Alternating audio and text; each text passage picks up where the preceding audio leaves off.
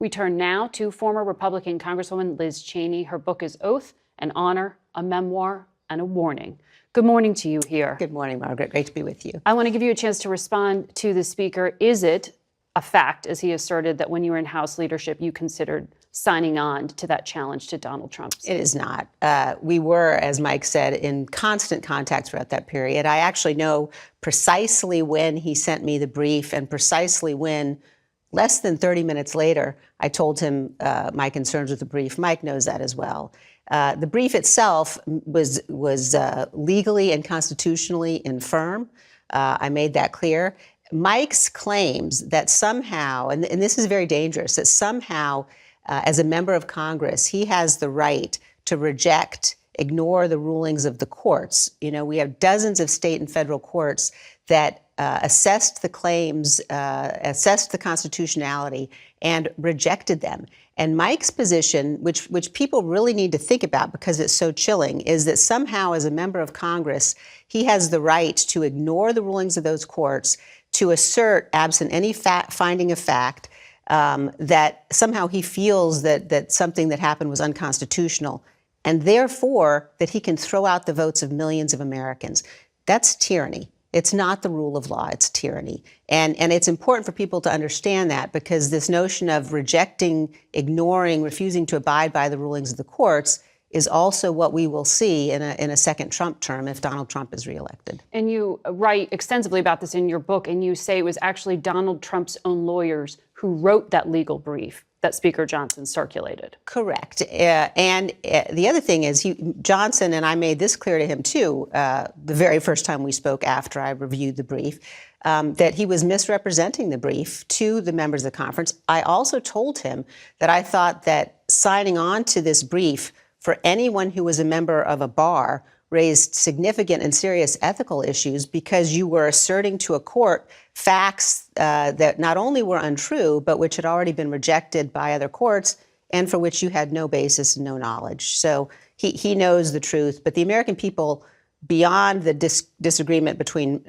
Johnson and I, need to recognize how dangerous it is to have elected officials who think they can ignore the rulings of the courts. And so for those folks who say, oh, this sounds very complicated, one of the reasons we're talking about this is because the members of the House Republican leadership signed on to it. Correct. All of the members of the House Republican leadership supported Donald Trump's efforts to overturn the 2020 election and currently are endorsing him to be the next president of the United States. Right. So from your perspective, it sounds like you're saying you don't trust Republican leadership in the House and their conduct in the upcoming election. Look, you've had two members of Republican leadership in the House on television this morning. You've had Mike on, again, claiming that he has the right individually to decide that he's going to throw out millions of votes and ignore the rulings of the courts. You've had Elise Stefanik on this morning talking about the J6 hostages. I mean, you don't have to take my word for the fact that you can't count on these elected Republicans to defend the Constitution. Every time they go out and give an interview, they demonstrate it themselves. Now, Elise Stefanik was on another network this morning. You just mentioned her. The quote was, "I have concerns about the treatment of the January 6th hostages." Hostages is a very specific word, and there are well over 1,200 people in the U.S. legal system going through legal proceedings right now for their role in the attack that day. That word she used is exactly the word that Donald Trump uses. And that's why she's using it. And it's outrageous and it's disgusting. And if you go and you look at what individuals have been convicted for who are incarcerated, you'll find, extensively, these are people who were involved in violence against police officers, in the assault on the Capitol.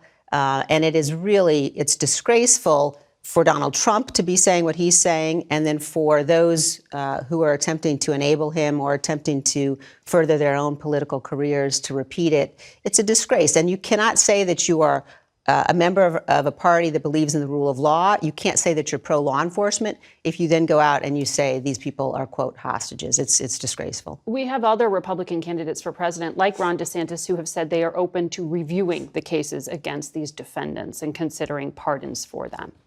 Look, the president has pardon power and pardon authority. I think that it's a very important piece that people ought to consider when they're thinking about for whom they're going to vote. Someone who says that they would pardon individuals who assaulted the Capitol, who attempted to stop a constitutional process, who assaulted police officers. I mean, it was a bloody battle. I had police officers, one tell me that it was like medieval hand-to-hand combat.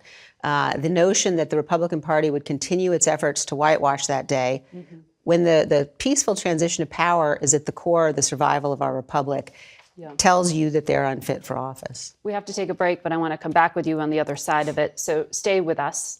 We'll be right back.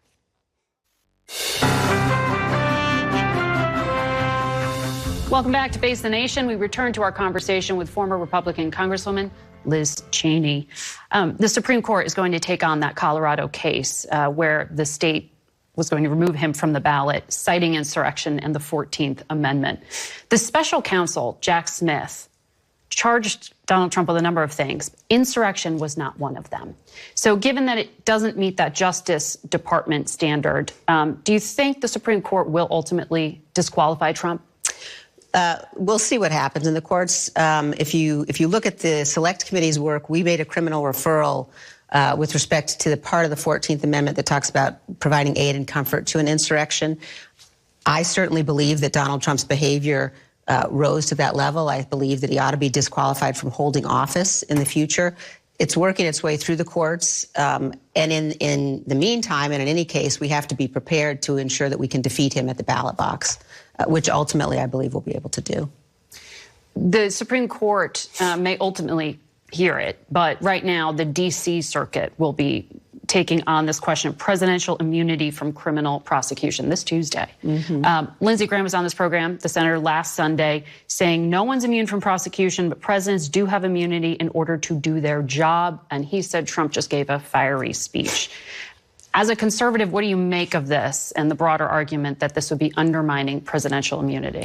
Look, I think that there's no basis for an assertion that a president of the United States is completely immune from criminal prosecution for acts in office. And I suspect that that's what the court will hold. I think it's really important for people as they're looking at all of this litigation to recognize what Donald Trump's trying to do. He's trying to suppress the evidence. He's trying to delay his trial because he doesn't want people to see the witnesses who'll testify against him. And we just saw again this morning news reports that Dan Scavino, Pat Cipollone, testimony that they have apparently given in front of the grand jury that once again confirms what we were able to discover in the Select Committee, confirms that Donald Trump did not want to tell people to go home, did not want to tell the mob to leave the Capitol, that he watched the attack on television.